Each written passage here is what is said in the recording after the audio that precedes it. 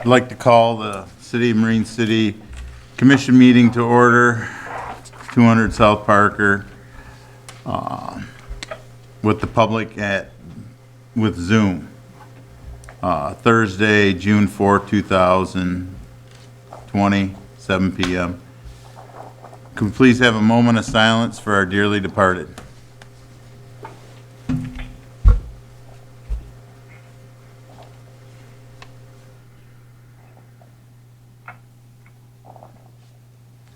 And let's please stand for the Pledge of Allegiance.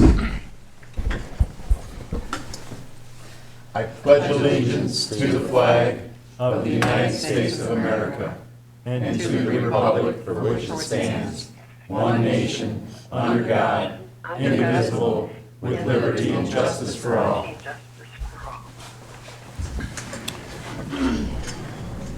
Roll call, please. Mayor Vandenbosch. Here. Commissioner Bryson. Here. Commissioner Hendrick. Here. Commissioner Callahan. Here. Commissioner Clausen. Here. Commissioner Merchant. Here. Commissioner Verkaman. Here. City Manager Love. Here. Can I please have a motion to approve the agenda? So moved. Support. Any corrections or deletions to the agenda? Hearing none, all in favor? Aye. Opposed? Carried. Moving on to public comment. Anyone is welcome to address the City Commission. Please state your name and please limit your comments to 5 minutes. This is your time to raise issues. The Commission will not respond, but issues will be followed up upon as necessary. Anyone like to speak? Mr. Mayor, I'd like to speak. Go ahead. Watch that.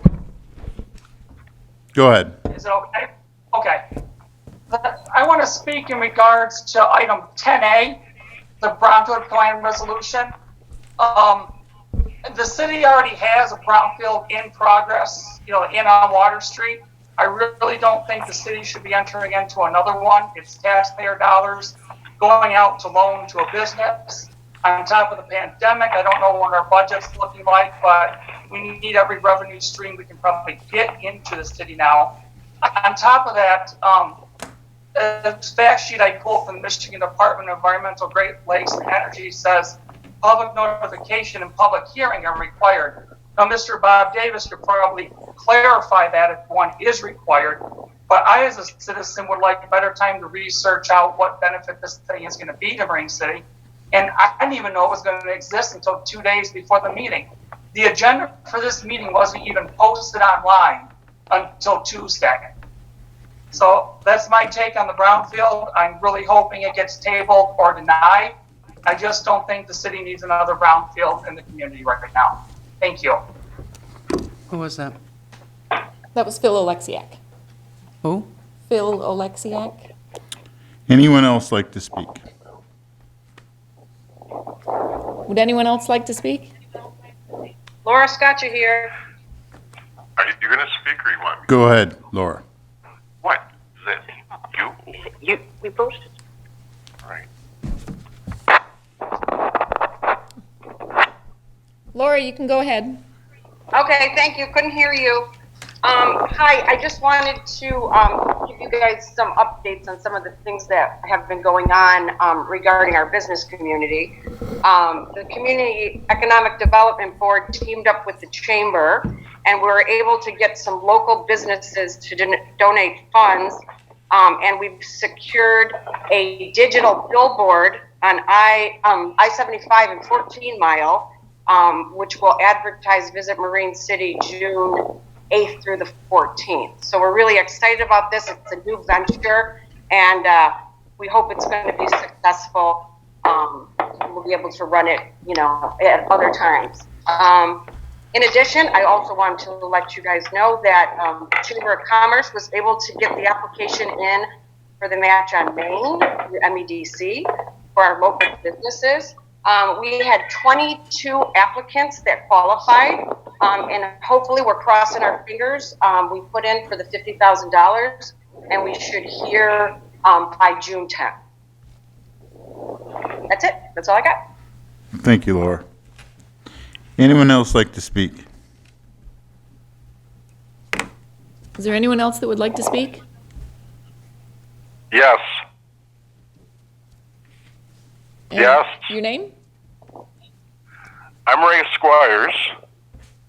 Should I go? Go ahead. I live at 211 Michigan Drive. There's a great book called The Myths of the Robber Barons, and the author distinguishes between two kinds of entrepreneurs: market entrepreneurs and political entrepreneurs. And it seems like this community is just full of political entrepreneurs. Political entrepreneurs are defined as people who always are looking for government handouts to finance all or part of their business improvements or startup businesses. And we've seen that over and over and over, not just in this town, but in this county, in this state, and unfortunately across the nation. So I second what the previous speaker had said about this. We need way more time to figure out if we're going to give any kind of, we need to study this issue more about this brownfield. We just need way more time, especially with the, we don't know what our budget's going to be like. We don't know what's going to go on with the state and funding and so on, and that applies to our city too. So that's my. Thank you. Anyone else like to speak?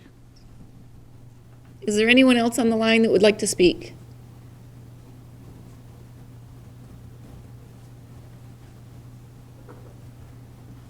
Hearing none, we're going to move on to approval of the minutes.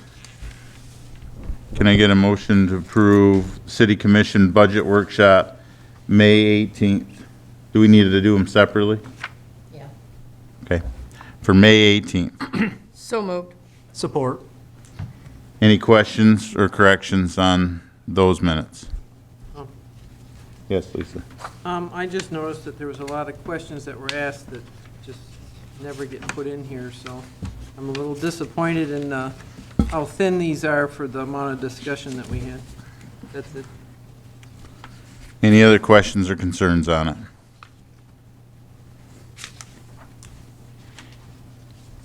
Hearing none, all in favor? Aye. Opposed? Aye. Motion's carried. Moving on to City Commission Budget Workshop, May 19th. Can I get a motion to approve the minutes?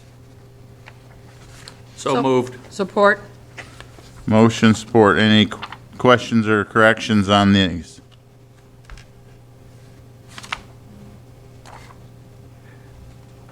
Hearing none, all in favor? Aye. Aye. Opposed? Carried. Moving on to no consent agenda tonight. Going on to the financial business disbursements, including payroll for $163,783.89. Mr. Mayor, I'd like to approve disbursements, including payroll for $163,783.89. Support. Any questions on that?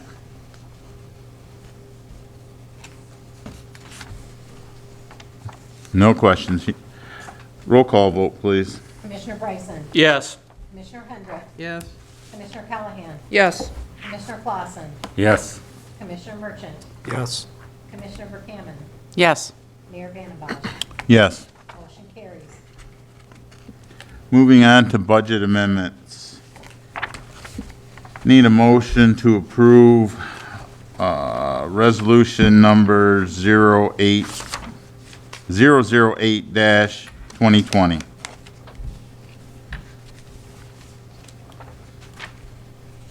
I'll make a motion, we approve Resolution 008-2020.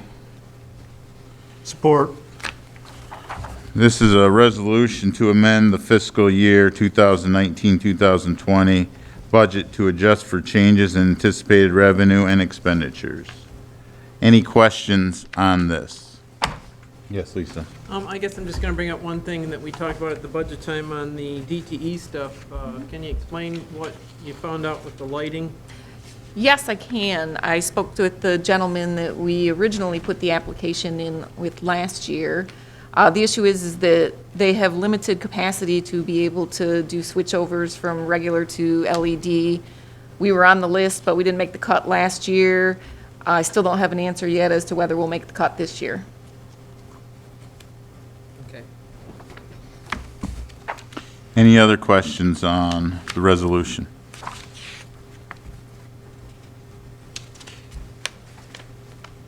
Hearing none, roll call vote, please. Commissioner Hendrick, Yes. Commissioner Callahan, Yes. Commissioner Clausen, Yes. Commissioner Merchant, Yes. Commissioner Verkaman, Yes. Mayor Vandembosh, Yes. Commissioner Bryson. Yes. Motion carries. Moving on to fund transfers. First one's a general fund to water sewer fund. This is for the unmetered water and sewer usage in the municipal buildings. Can we get a motion to approve? I'll make a motion to approve Resolution 006-2020, a resolution to approve the fund transfer from general fund to water sewer fund in the amount of $4,000. Support. Any questions on this? Hearing none, roll call vote, please. Commissioner Callahan, Yes. Commissioner Clausen, Yes. Commissioner Merchant, Yes. Commissioner Verkaman, Yes. Mayor Vandembosh, Yes. Commissioner Bryson. Yes. Commissioner Hendrick. Yes. Motion carries. And the next one is a resolution number 007-2020 for general fund to water sewer fund hydrant usage. I'll make a motion that we approve Resolution 007-2020, resolution to approve the fund transfer from general fund to water sewer fund in the amount of $10,000. Support. Any questions on this one? Hearing none, roll call vote, please. Commissioner Clausen, Yes. Commissioner Merchant, Yes. Commissioner Verkaman, Yes. Mayor Vandembosh, Yes. Commissioner Bryson, Yes. Commissioner Hendrick, Yes. Commissioner Callahan. Yes. Motion carries. All right, moving on to ordinance 2020-001, water and sewer rates, and this will be the second reading and adoption. Can I get a motion to adopt? I move we adopt ordinance number 2020-001. Support. Questions or concerns on it? I guess the only thing I'd like to point out is that these, this is water sewer increases. So your water and sewer rates will go up. That's what this one is. But it has to be done to make a balance. Any other questions or concerns on it? Hearing none, roll call vote, please. Commissioner Merchant, Yes. Commissioner Verkaman, Yes. Mayor Vandembosh, Yes. Commissioner Bryson, Yes. Commissioner Hendrick, Nope. Commissioner Callahan, Yes. Commissioner Clausen. Yes. Motion carries. All right, moving on now down to new business. Resolution number 003-2020, Brownfield resolution. So on the line, I have got Dan Casey with the EDA, and I've also got Dave Stednick with EnviroLogic. They're going to be able to present on this and also answer any questions that you may have. If you want to go ahead, Dan Casey, and just do a summary of what this entails.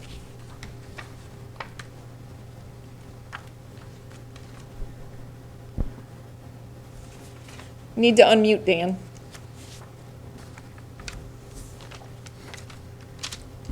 Okay, can you hear me now? Yes, we can. Okay, great. Well, good evening, everyone. And I'm Dan Casey. Here tonight, I'm representing the Brownfield Authority.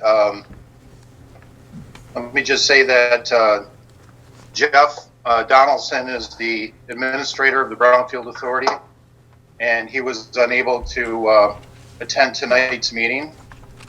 So that's why I'm here. You can hold on one second. I was having a little bit of issues with Zoom, so.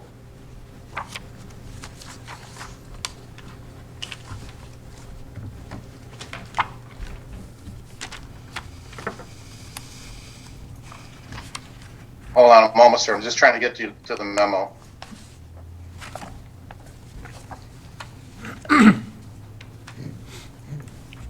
There we go.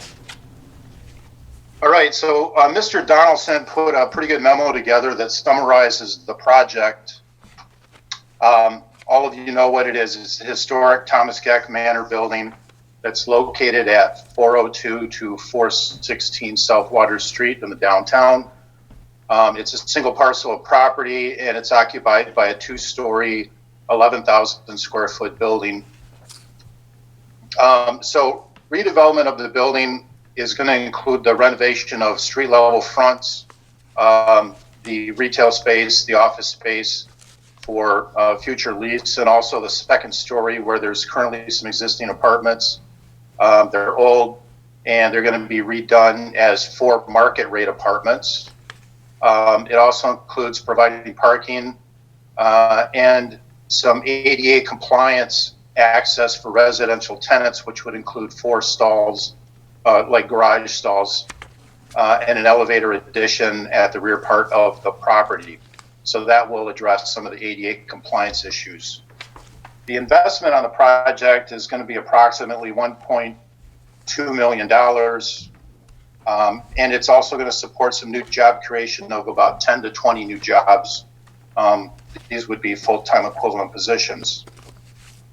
So first we want to talk a little bit about what makes this building eligible for brownfield incentives. And the first thing is that this building has been declared functionally obsolete by a level 4 assessor.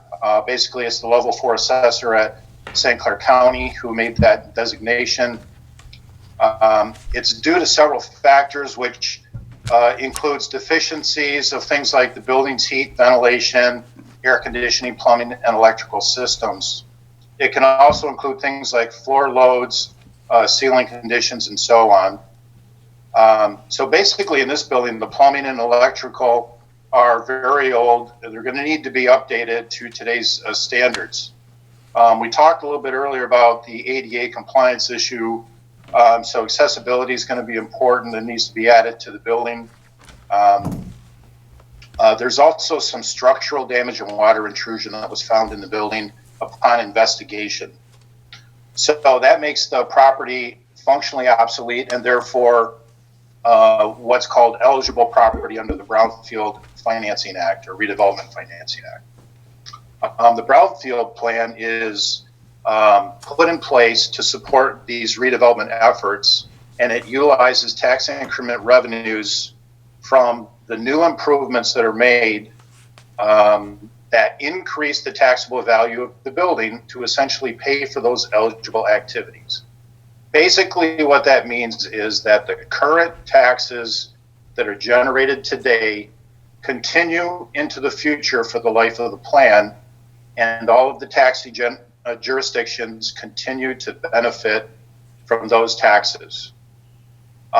So the tax increment that we talked about that is used to pay for these eligible expenses, basically the building improvements, it comes from the increased value over and above the current value of the building. So you're basically capturing the future increased value to pay for the existing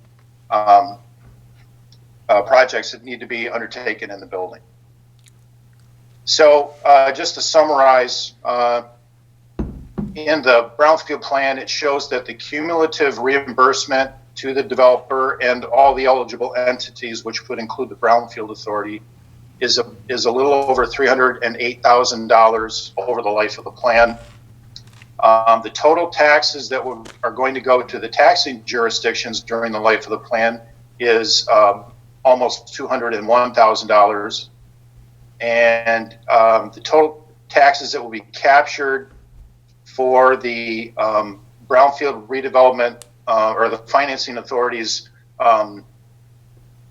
what we call the revolving loan fund, is approximately $84,000, which comes at the very end of the project, which is when those are captured. Basically, we do that in Brownfield plans so that we can put that money into future projects that happen. We don't get the tax revenue for many, many years typically, But over time, when the authority does a lot of different projects, eventually the money starts to come into the budget. And what it does is it allows the authority to continue doing projects just like this one, where we can fund the site assessment work on the building. And we have no other source of doing that kind of investigation today, unless we get a grant from the EPA, which is what we're currently using for this project. And then lastly, the estimated length on the Brownfield plan is about 22 years. And with that, I'd like to turn it over to Dave Stegging, who helped to write the plan for Envirologic, which is the consultant that the Brownfield Authority uses. Dave? Good evening. It's wonderful to be with you all, even if it's virtual. I am the principal author of the Brownfield plan. I think just a few details perhaps to add to what Dan was putting together. I think buildings such as this need assistance to be redeveloped. This is a building that's in very poor condition and has a lot of activities that need to be done to bring it into shape. And specifically what this Brownfield plan is trying to reimburse, first is what the county has already put into it in the form of assessments and surveys for asbestos, that kind of thing. That cost has been $14,000. The other costs that need to be incurred and can be reimbursed through the plan. There is asbestos containing materials in the building that need to be removed before anybody can do anything with this building of any sort. We're projecting that cost at about $50,000. There's demolition that needs to happen. I believe the facade is currently falling away from the building.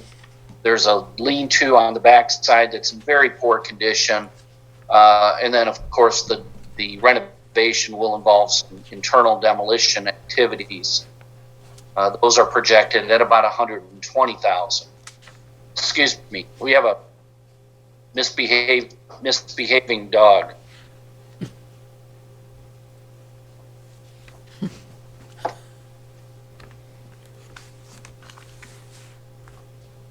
Sorry about that.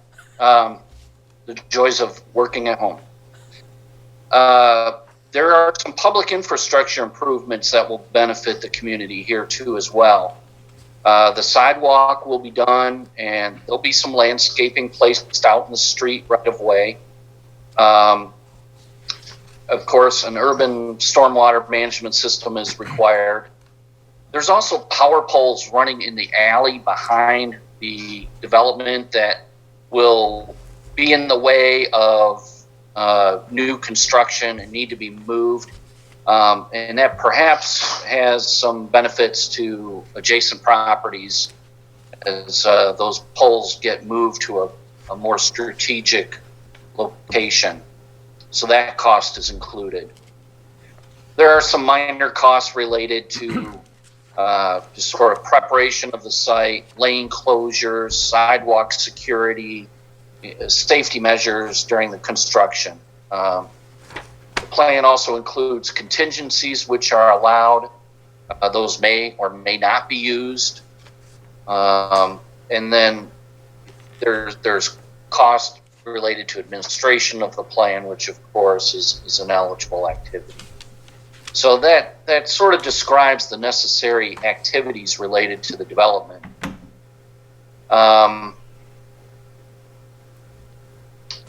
I would add that some of the projections, the cost, folks like ourselves that have done projects like this for many years are skilled at coming up with good costs. We certainly worked with the county's equalization director on projecting what that future taxable value is. That was not a sunshiny number in any way. We think that's a very realistic value. I think with that, I would just entertain any questions that you have for us? I have a question. Who's on the phone? What's his name? Dave? Dave, this is Cheryl Verkaman. Can you hear me? Audio's not great. Can you hear me now? A little better. Okay. I just have a question. What can we do to bring down that 22 years?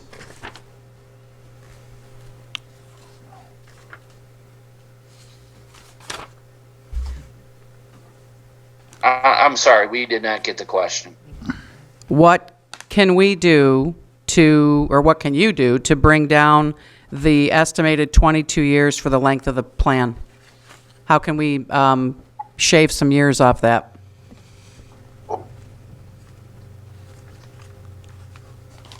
Well, that's a difficult question to answer. I think, the costs are certainly estimates, and we certainly estimate on the high side. There is a contingency which may or may not be necessary at all.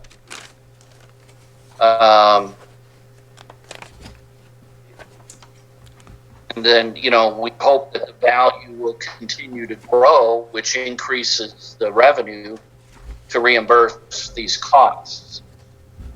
That said, that will shave a few years off of this plan. But it won't cut it in half or anything like that. I think if you limited it to a certain number of years, I think that opens up the question about the validity of the development of that. And that would have to go back to the developer to see if that is a workable benefit. I also noticed, this is Mayor Vandenbosch, I also noticed they stated in there was nobody displaced. I believe they evicted all the original tenants that were living upstairs as soon as they bought the building. And down. Well, down, I don't believe he was he? No, there was still rentals in there. So it's not quite as rosy as pictured in this portfolio. Because we have evicted city residents out of those, and there was a lot of financially strapped people that were living in there. Just for your information. Yes, Lisa. All right, this is Lisa. Commissioner Hendrick, I've got quite a few questions for you. One thing I noticed in your proposal is that you have no clause on what happens if this group goes into bankruptcy, defaults, or sells.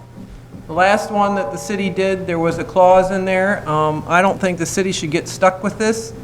So we need to make sure that that's covered. Can you address that? Lisa, you're cutting out. Can you pull the microphone closer? All right, let me try it again.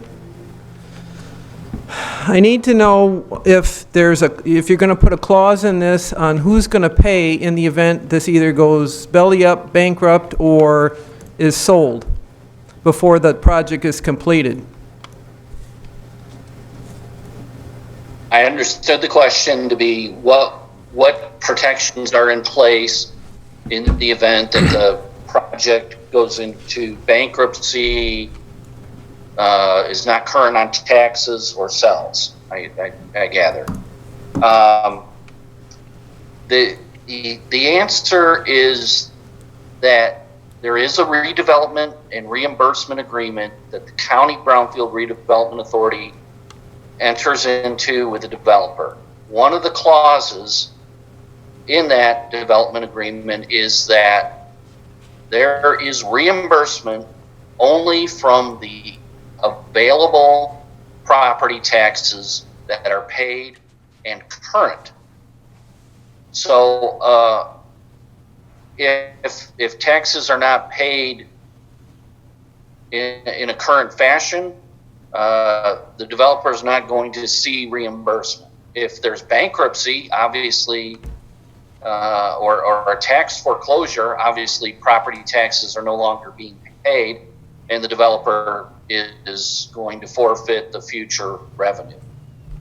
Yes, but I'm saying, what if he starts the project? The last one that the city had a clause right in there that said, if the person that took on this loan defaulted in any way on it, they were responsible to make the payments in the event and not the city. Is what I'm getting at.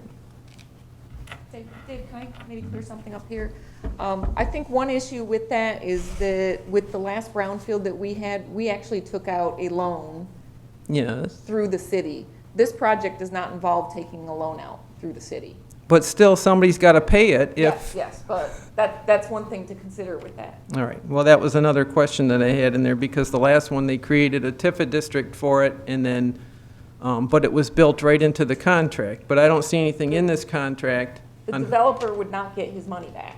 So this is reimbursement to the developer for doing the project. So if he defaults, loses the building, he would not get his money back. Well, yeah, he doesn't get his money back, but then we're stuck with a building that's, see what I'm saying? There's still an issue with it. I mean, they're getting money from them, okay? And they're getting money to do the project. So they get that up front. And then all of a sudden, boom, something happens. You're talking about throughout construction, not after Correct. the building's completed. Okay. So what happens? Elaine, we hear you well. Can you repeat the question for us? So the question is what kind of guarantees do we have that mid-construction, they're working on the building and for some reason it does not get completed? So first of all, let me just say this, that the investor and however they're financing, I'm assuming they're going to use a bank and traditional financing, how they finance the project is up to them. That has nothing to do with the city. The only thing the city's committing to right now is doing an annual reimbursement of the eligible taxes that get captured to reimburse the eligible entities, which includes the developer, for the cost for the project. So if the project defaults, that's between the developer and their bank. That has nothing to do with the city. At that point, the development agreement kicks in, and if they do not complete the project, then the city can terminate the brownfield plan under the development agreement because they didn't complete their obligation.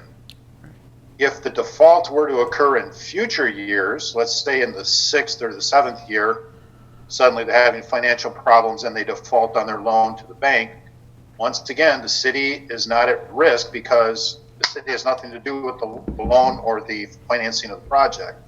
Their only objective is to provide the captured taxes, again, to fund the eligible activities.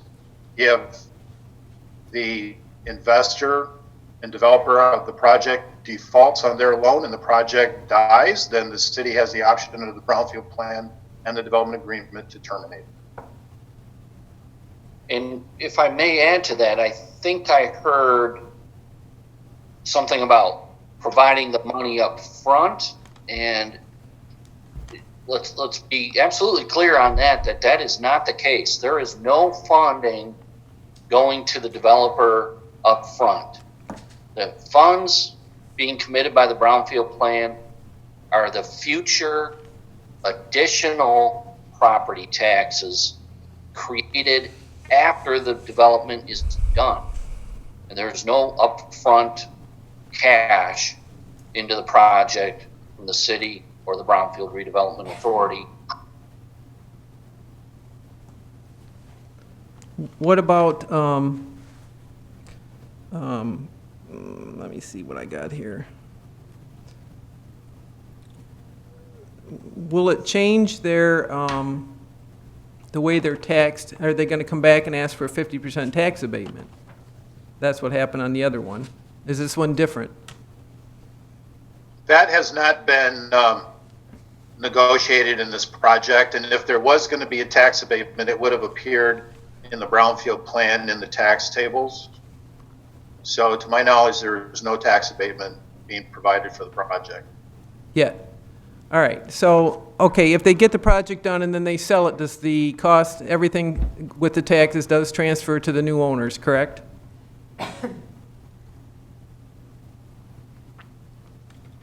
I'm sorry, I couldn't understand the question. Yeah, the question was if it transfers to a new owner, would everything carry through onto that new owner? So if they sold it in 5 years to someone else, would they still reap the benefits of the brownfield? That would be covered in the development agreement, and typically it would be. It would be transferable. No, it would be transferable if those conditions are provided in the development agreement. And that would be something with St. Clair County or the Brownfield Authority. And the city. And again, it only works if that new owner continues to pay property taxes. If that new owner now defaults, that again, or fails to pay taxes, goes bankrupt, the development agreement is still in play, and there'll be no tax increment. There'll be no payments. I think, too, just to that point, it's pretty typical that if a brownfield plan is going to last for 20 to 30 years, that at some point the property is probably going to transact. Somebody's going to sell it, someone's going to buy it. And the brownfield plan stays in place through the development agreement. Typically, that's what happens. It stays in place, it's a condition in the development agreement. And so you should, as a city council, be aware of that basically that's what you're agreeing to, is that even if it transfers hands in terms of its ownership, that the brownfield plan would continue. True, but I mean, we're not seeing any of that information. Paul, you had a question? No, I'm good. You're good? Bill? I have a question on the taxes. You said that the county went in assessed the property as uninhabitable or not to be able to be used. Absolutely. And under the brownfield, the taxes we collect will be what they are now. And at the end of the 22 years, then we can start getting an increase in the taxes. Again, I couldn't understand the question. I wanted to know if the taxes that are on the building now are reduced because of you guys made an opinion that the building is unusable. Let me ask that first. So he's asking if, based on the statement of obsolescence, if the taxes have been reduced recently because of that. We're not aware of any reduction in the value of the property. But all we would collect is what the taxes are at this point. We couldn't get any increase until the end of the 22 years. Yeah, that's correct. He's saying that we wouldn't be able to get anything more than what we're getting right now until the end of the 22-year contract. Estimated 22 years. Estimated. That would be correct. And it's not just us that loses out, it's the county, the college, RISA, the schools, the drug task force, the seniors, the library, the parks, veterans, county roads. I mean, all that we lose all that money for 22 years, that extra money. But we gang a brand new building. But most of the buildings And services downtown- that we have to provide, like we do when we run multiple calls to our last brownfield, which we're going to quite often for false alarms. And who's paying for that? City is. But most of the buildings downtown were in the same kind of condition, and most people that bought those buildings fixed them up themselves.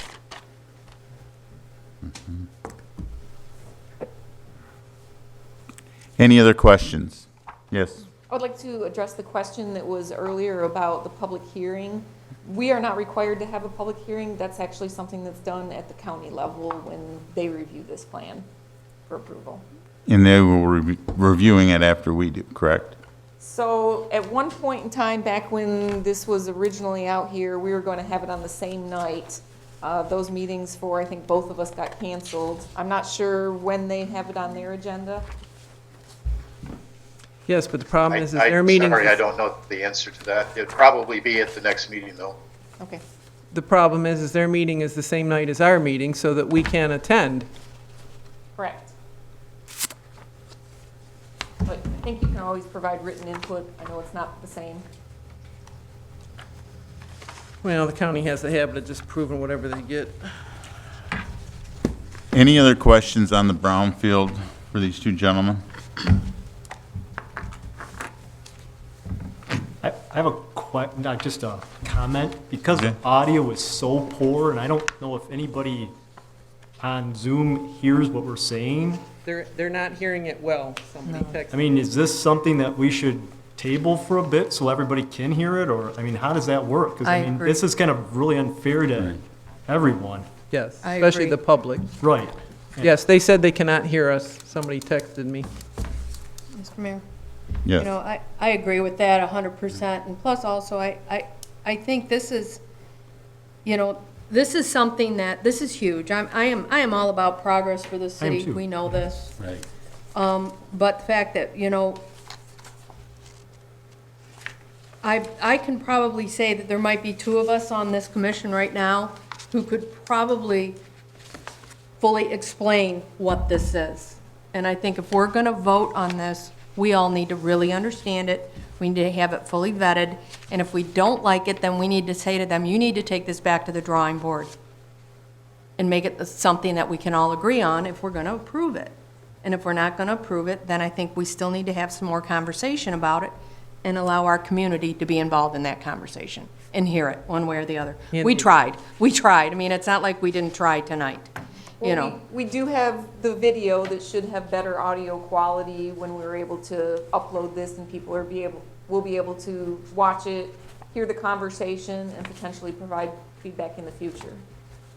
Well, this is a mixed-use building, and I see nothing on this about storage downstairs. Everything is the apartments. Has it gone through planning? Not that far. No, it hasn't gone that far. The businesses are at the street level. So right now, did we have a motion? I don't think we have a No. formal motion No. yet, no. Can we make a motion to table? Absolutely. I'll make a motion to table this until we get further information and more time to understand it. And And a the public can attend. standard meeting. Yep. Yes. An open meeting. Can I get a second? I'll second that. Is that a roll call vote, or do you want to do it? That'd just be a voice vote? Yeah, we can do it all by voice. All in favor? Tabling it. Aye. Aye. Opposed? Carried. It's been tabled. Thank you, gentlemen. We're going to move on to the next. Blue Ways of St. Clair. So this was a big undertaking on the part of the Blue Ways of St. Clair and the St. Clair County Metropolitan Planning Commission, developing a strategic plan for the Blue Ways, which is all of the paths and trails that we have by water. They're looking to have the city adopt their strategic plan, be a partner is what that would entail, and also to suggest a person to serve on the Blue Ways Leadership Committee. We would be one of 13 municipalities that would have a seat at the table to help with their development and implementation of the strategic plan. And then also, there's a memorandum of understanding attached that creates a partnership between City of Marine City and the Blue Ways of St. Clair. Those are three separate motions that we'd be looking for tonight.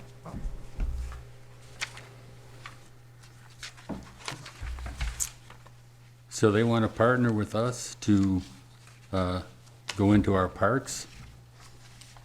This is actually partnering with the Blue Ways of St. Clair, which is really a subcomponent of the St. Clair County Planning Commission. And their primary focus is the Blue Ways. So thinking about kayaking, paddling trails, They have a 121-page strategic plan on their website, and it shows all of the current Blue Way paths that they have, some of the projected ones for the future, their plans, what they're looking to do to improve the outdoor recreation throughout the county. Have we seen that plan? It's online. In the memo, it provided the link for how to get to that plan. What's our cost? There isn't any direct cost. Always So- a cost. Well, yeah. You know, But there's it has to indirect be- costs for dealing with DPW. That obviously, if we have a kayak launch, we're going to be mowing it. That's something that we really can't get around. One of the components that we'd be doing is making sure that we have signage. We'd be participating with them on getting the word out, informing people about the great waterways trails that are out there. And then as part of this committee, it would be something that a member, potentially from commission or someone else from the community, would be meeting 3 to 4 times each year in Port Huron. And then under the memo of understanding, you can see where it outlines the responsibility for local governments.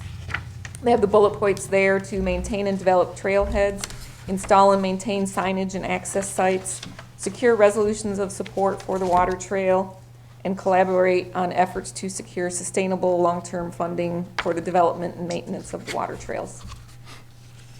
And this is something generally we would be working on ourselves anyhow through some of the Parks and Recreation funds that we get. As you know, we are working on getting the kayak launch on the Bell River. That's something that is really a direct relationship to the Blue Waters of St. Clair. But I remember they came down, or one of these groups came down about all our bike paths, and then that just kind of, it moved to Port Huron, and we never got our maps, we never got any of the information. There are actually maps that are out already for the Blue Ways of St. Clair. I'm just hoping that this is better than the last time that someone came down here about. Didn't we get into it with the bike path, bring that up? And there's places where it hasn't gone through yet, like in Cotterville and some other, that hasn't been completed, and the maintenance on these things are ridiculous. They need to be reground and relayed, and there's no maintenance thing involved in it here, and we got it all in, and I guess it's up to us to put our hands in our pockets and get it redone and pay for it. And it was a project through the St. Clair County. And the great thing about the Blue Ways is that we're talking about really landing sites for kayaks. So it's not as an extensive a repair project or ongoing project as the trails. And then one thing about the trails, I do know that they're still working on getting that rather large grant for a lot of trails improvements throughout the county and establishing some of the connections that we don't quite have yet. Well, if we're putting in a launch already, we've already approved that one on the river, on the Bell River. Where would you be able to put it on the St. Clair River with the current, our intakes of our water lines? And, you know. In their plan, they have a trailhead that they would like to have over by the beach. So some of the things that would involve doing is just putting a lock type system for kayaks. One of the other recommendations is potable water. We actually already have a sign there for the Blue Ways of St. Clair. I don't know, there's room for, you know what happens in the summer at that beach? You can't get on It gets very crowded, yes. But they're probably looking at the street ends, right? On the one end of the beach? The plan that I was looking at online, part of their plan, it looked like they kind of had a bunch of symbols at the beach, so I think that's predominantly where they were looking for, but obviously that's something that Yeah. we at a local level would have to look and see, does that make sense? Is there another location right along there that Yeah, we makes have better two sense? street ends that would be probably more conducive to this instead of right at the beach. But We have more and more, we see them every day, all day long. There's more and more kayaks coming in on that beach. And we're getting more and more every day Yeah. that come in on there. I think the word might be out already, I don't know. Well, we should be very thankful that Lori Eschenberg, before she retired, she likes Marine City, and you can tell. So I think it's all great. So what did you say you needed a motion for what? So You one said motion 3? would be to adopt the Blue Ways of St. Clair strategic plan. Another one is to suggest a person to serve on the Blue Ways Leadership Committee. And the third would be to approve the memorandum of understanding. So this first one here with the approve the plan, have we seen the plan? Like I said, there's a link that was provided in this letter. You can go online, take a look at it. It's a 121-page plan. And anybody can go take a look at it. The address is www.bluewayofstclair.org. And it says to scroll down to the bottom of the page under Blue Ways News is where that link is. Yeah, but I'd like to see, you'd be able to ask questions to people when when people come to the planning commission and stuff, and they bring it to us, and then we can review it and see what's there. You're saying go online and get it, it's Yeah, like- this is a county Blue Ways plan. It's not a Marine City plan. Right. They're just looking for us to really adopt this as a measure of support. One thing that it would garner for us Is there a membership if we fee? go forward, no. If we go forward with any type of grants for any parks or recreation, it gets us more points. So it gets us closer to being able to get grants.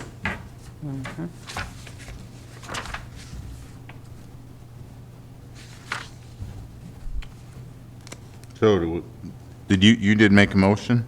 I will. Okay. So I'm going to make a motion to adopt this plan. Yep, as that'd written. be one motion. All right. We had to do one at a time, right? Yep. Yeah, that's the first part, part A. Yeah, these are- Support. Any further questions on just the strategic plan? Haven't seen the plan, but go ahead. Look it up. It's right there.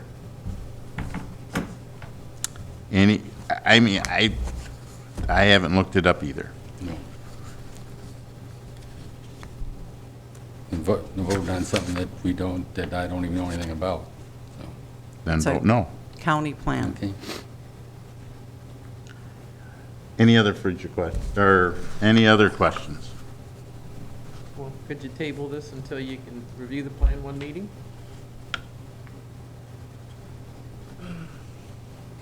Gives everybody the opportunity to go read it.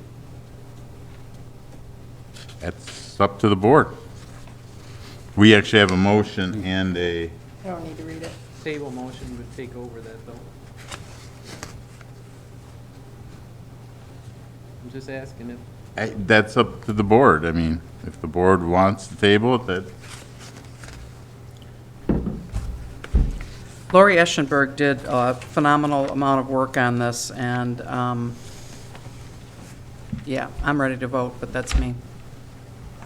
I'm ready to vote. all right. Let's vote then. You want a roll call vote for this one? I don't think we need it. All in favor? aye. Opposed? No. Carried. Motion to appoint representative to serve on the Blue Ways Leadership Committee. And you said that meets how many times? 3 to 4 times a year in Port Huron. There are quite a few communities that have their recreation director. Obviously, we don't have one of those. If there wasn't a board member or someone else that wanted to do it, I would be willing to do that. Nobody in the office? Maybe Michelle. Michelle might be a good person to be that position. But then she wouldn't be able to come, she'd have to then come to a night meeting to relay information back to us. Possible. I'd do it. Would you? Yeah, it's only 4 times a year. Okay. So But do we first have to make a motion to appoint a person? Okay. I make a motion that we appoint a person to the, what is it? Are you appointing Lisa? Lisa, you need Okay. to, Oh, we want to actually Yeah. appoint Yeah. Lisa. Okay, I thought we just had to motion. No. Okay. Yeah. I made, sorry, Lisa. That's all right.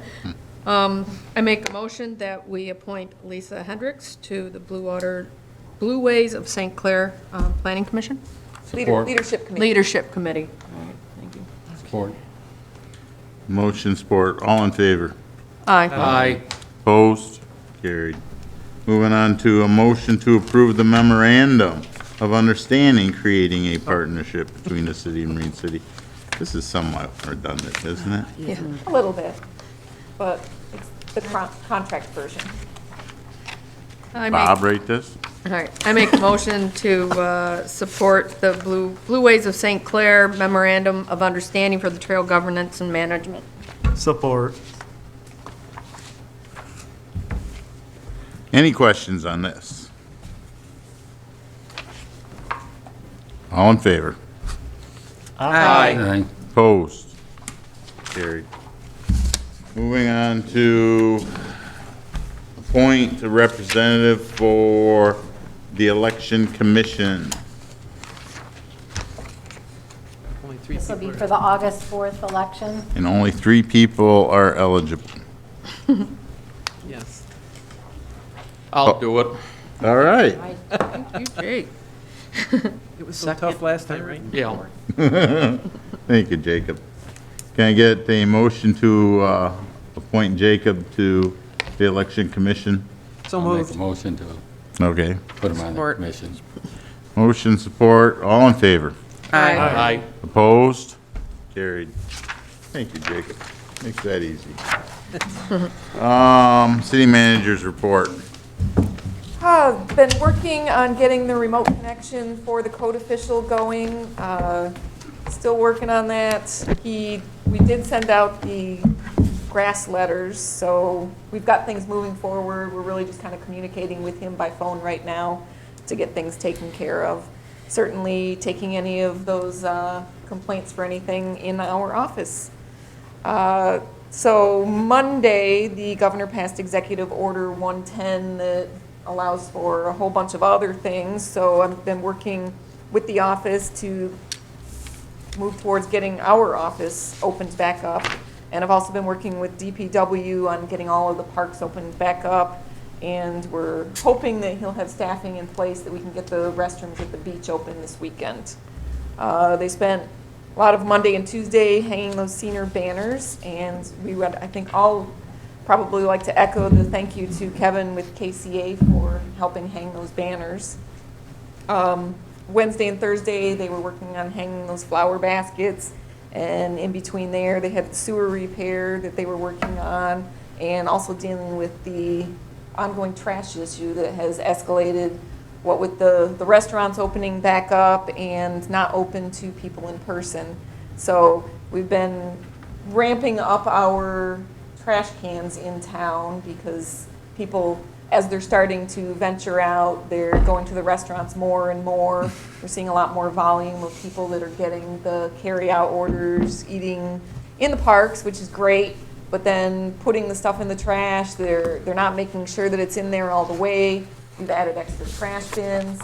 Unfortunately, that brings new problems. We've already had people that are putting their personal trash, even up to and including TVs, in our trash cans for municipal use, and that further adds to our cost and frustration because we're trying to obviously keep the city clean and recognizing that we only have limited time for our DPW people. So we're constantly trying to balance and reevaluate that and doing what we can. So please be patient with us. I think once the restaurants open back up and people get in the restaurants, things will probably normalize back out with the trash situation. I already talked about the DTE streetlights. I have reached out to Partners in Architecture, trying to get an answer back from them about that not to exceed price. I have not heard back from them yet, so as soon as I do, I will let you guys know, and that should be forthcoming on an agenda. A couple other forthcoming items I've been working on in RFP for engineering services. I hope to have that on the next agenda for approval to go out for bids for that. And also the Teamsters contract updated. That's it. Why is it taking so long to open up our office? Because of the limitations. You know, one of the things about the stay-at-home order is if you can work from home, you're supposed to work from home. And That is such nonsense. It is just nonsense. Open the darn door. Take the key, turn the lights on, let's run the business of running the city. We have had people knocking on the door, and we go to the doors and help them. We open up to appointments. Nobody's called for appointments. We're constantly checking the Dropbox. We're there. Yeah, people, appointments is hard for people too sometimes. Did you put in the required plexiglass and all that? Yeah, we have that. We have a supply of masks and cleaner. We've moved some of the office stuff around to separate. We've got signs ready. So what's holding you up? I guess I'm just wanting to know what's holding you up if you've got all that in place. Probably the biggest thing is the staffing, because having everybody work at home, unless you have to be in to sign things or process bills. So that's, I know people have heard on the news that the stay-at-home has been lifted based on that Executive Order 110. It's still in there that if you can work from home, you're supposed to. But our office is big enough that everybody is spread out. I mean, you can have at least a couple people in there, even if you didn't have all of them in there. You could be on one side of the wall, and one of them can be on the other side, or two of them, because that area is very, very large. So, One issue that we do have that I think a lot of other communities don't have the same problem is that we have a very small lobby that is very limiting.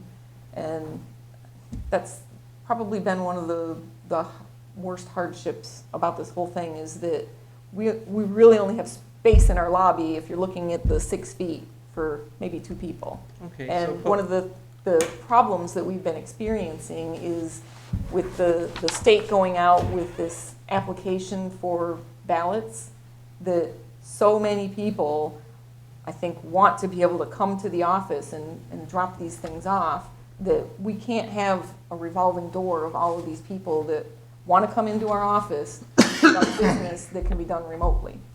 You know, we have a lot of people that are actually doing one of the recommended measures for that, and that is taking a photo of it and emailing it. We have so many ways for people to be able to do business other than coming in the office. But you have a lot of people that don't do the technology thing, a lot of elderly people. I understand. They still have, so a We've lot got of a the lot of businesses. people that use the Dropbox. A lot of the businesses are letting one person at a time. I mean, there's things that everybody else has done in town, and they're all still conducting business, and they're doing it safely. I just don't understand why we can't do the same thing. And I'm going to ask about the code enforcement, because I had somebody that told me that they've put in several complaints using your website, and they're getting no response. So is that up and running or not? It is. I don't know if he's been able to access that email yet. So the system is set up that for each department, it goes to that email. So I'll have to check and make sure that it's routed to the correct email and see if it's still in there. Yeah, because we got to start getting some of this going, especially some of the, I know you said you're doing some of the grass, but that got way, way out of hand, and that could have been handled without a code enforcement. Anybody in the city could have handled that by sending the letters or driving around and looking at them. Some of these things are almost 2 foot tall at this point, and it's pretty bad. And that just creates more mosquitoes, and then we got to worry about what people can catch from the mosquitoes, and, you know, you go through that whole routine. But do you still have the porta-john down at the beach? We do. Okay. You going to leave that there for a while just in case? As an extra backup, we can.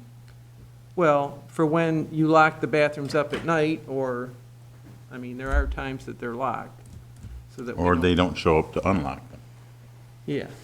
in the morning. Yeah, I don't want to get any more calls like we had the incident the one year with, it was all on film, with the guy that people were going behind there and, you know, doing their business out in the open.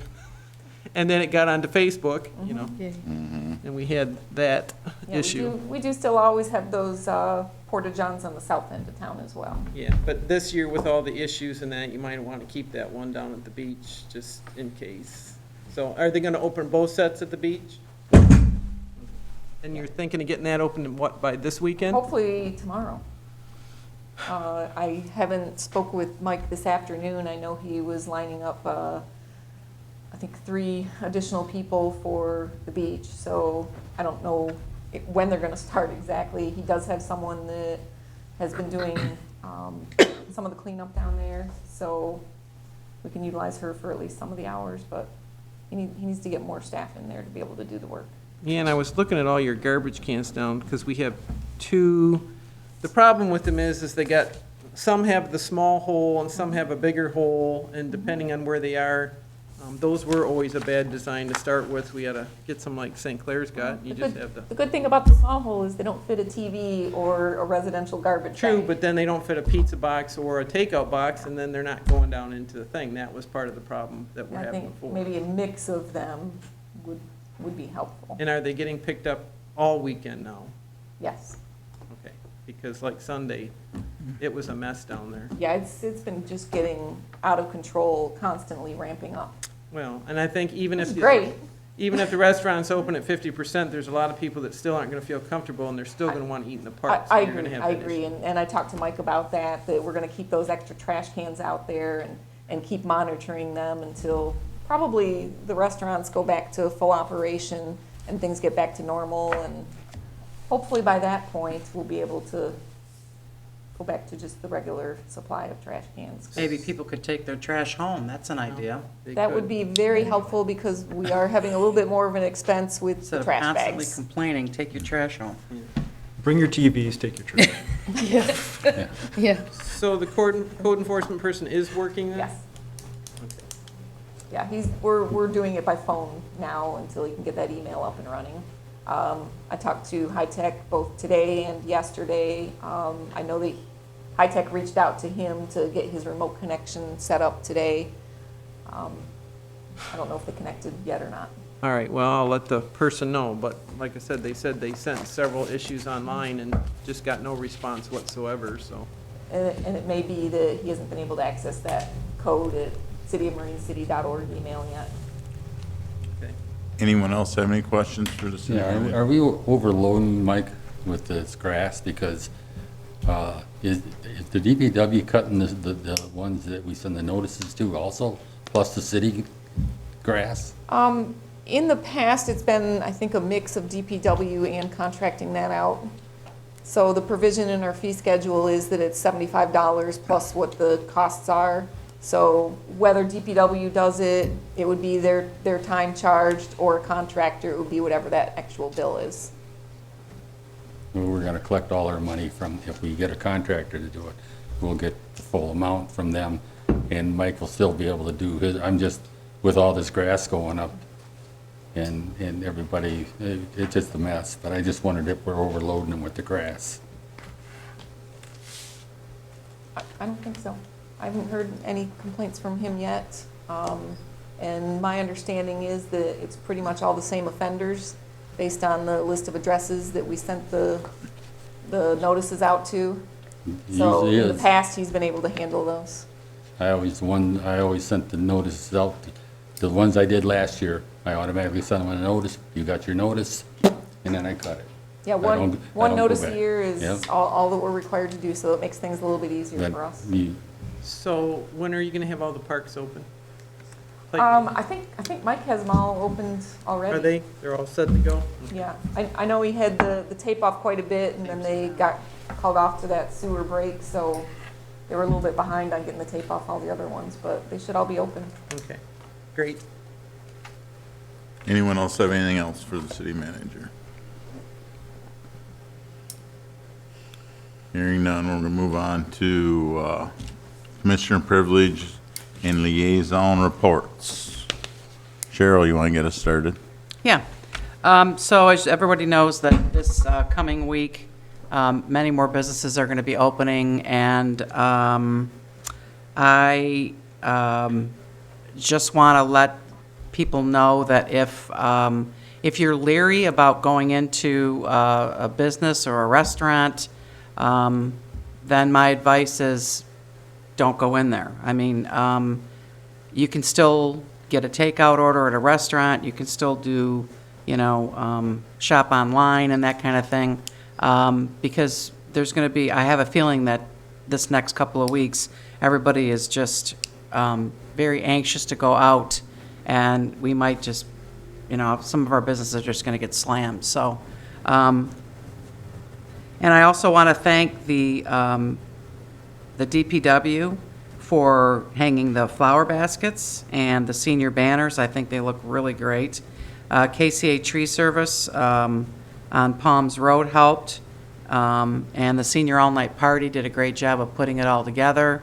I think it's lovely. I love going through our city and seeing all that. I think it's a great thing. And that's all I had. I just want to kind of piggyback on what you said about the seniors and with the banners, but they have a parade coming up, correct? So I just want to make sure people understand. On Sunday at 5 o'clock. 5 o'clock, thank you.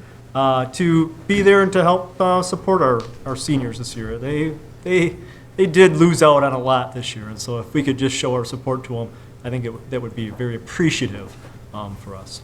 That's all. They have nothing to say. I just want to, ditto what Commissioner Verkaman had to say about the, businesses being open and about, thanking everyone for all the work that they've been doing around town to, brighten things up and making our seniors feel special. They have been through a lot this year, as, we all have, but, at some point, we just have to, we made the class of 20, we're going to make the class of 2020 feel special and celebrate them. And, and it's not just our high school, it's also the kids from Holy Cross, too, or Cardinal Moon, excuse me. So thank you to everyone who was involved in doing that. And I do just want to say, too, I think, our country and surrounding area and everything, we've been through a lot this so far in 2020. So, everybody just hang in there, be kind, and, just hang in there. Just hang in there and be kind, and we can, we'll get through this. We'll get through this, and we'll be the place we want to be. Same thing, the banners look great, everything looks nice. The parade, yes, 5 o'clock, it's gonna be good, get there early so that everybody can spread out. It's the Three Stooges used to say. But, yeah, those kids have gone through a lot. No, I don't think any other class, and who knows what'll happen to the next group that goes in there, but we need to support them and show them a lot of support for what a bad year end of the year they've had. So, but be careful and watch out for all the kids. Now that summer it's heating up, watch out for the kids. Watch out for them at the beach. I wish people would stop running all the stop signs in town. They just blow through them. But watch out for the kids on their bikes and playing outside. And let's make it safe for the summer for them. Thanks. Nothing. Yep, the parade is, they're actually going to be walking down from Holy Cross down to the beach. And I know we did a motion at the last meeting, but probably should get with Mike, make sure we have everything in place. I'll do that tomorrow. And other than that, I want to thank everybody for all the help they've done, try and get through all of this. We get this all taken care of. Maybe Mary Beth Pat Salas wouldn't have to, who's got the direct line to the mayor. There's something every week she's getting in. She does so much work, it's great. So I just want to thank those parents that are really involved, and they've done a lot to help those kids. So, Mr. Mayor, about the food giveaway? Oh, yep. There's going to be a food giveaway at Holy Cross on Tuesday. It's going to be posted on Channel 6 and on our Facebook page. And we've got you won't have to get out of your vehicle. There's going to be volunteers there unloading the pallets and passing out I believe it's fresh produce and a few other items. I'm not exactly sure exactly what we're unloading yet. We'll see on Tuesday. What time? I'm not exactly sure on what time. That's, we had it posted on Channel 6 and Our website also. our website, so I'd have to look on my emails, because I've gotten so many lately. So, with that, I'll make a motion to adjourn. Support? all in favor? Aye. Opposed?